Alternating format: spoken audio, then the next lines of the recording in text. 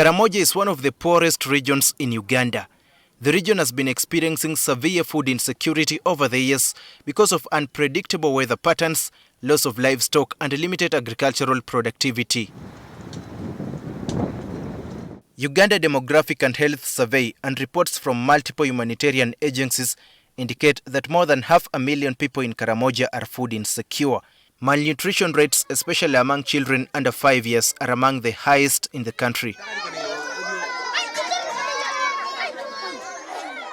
Over the years, the people of Karamoja have heavily relied on donations from the government, development partners and humanitarian agencies to survive, especially when drought hit and hunger strikes. But what sustainable interventions has the government put in place to address food insecurity in the Karamoja sub-region? As we get this rise from other countries, it sounds a little indifferent for us to have so much land that seems to be unutilized, idle lying land, yet we can afford tractors and seed and irrigation to ensure that our own people have their own food.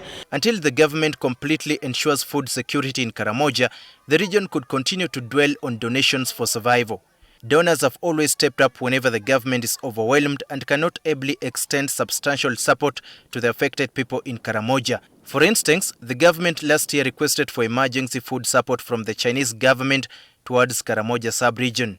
The Chinese government and the Uganda side signed exchange notes that China will provide 1,610 metric tons of rice worthy of $2 million US as emergency food assistance to Karamoja people. This donated rice has been flagged off to Karamoja. It is hoped that the donation will rescue vulnerable families currently hit by food insecurity. The gift will cover all the sub-counties in the 9 districts of Karamoja and be distributed to about 67,000 targeted, vulnerable people, as well as learners in the school feeding program there. 34.4% of the entire land area in Uganda is considered arable, and 35% of that arable land is currently being cultivated. Agriculture accounts for a large share of Uganda's export earnings and the country's gross domestic product, or GDP, as well as providing the main source of income for the vast majority of the adult population.